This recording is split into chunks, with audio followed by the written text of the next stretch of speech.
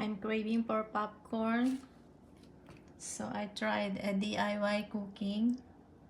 I hit a casserole with lots of olive oil, and then I put the popcorn grains, and now I cook this one.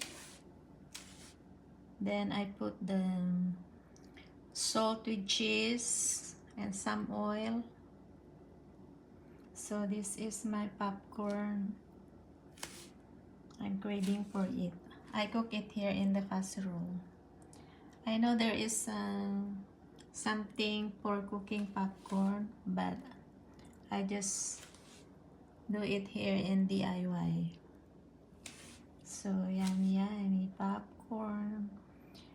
This is the white popcorn. I like yellow popcorn. I will see next time if I can get the yellow corn. This is white corn seeds. So that's it. My popcorn.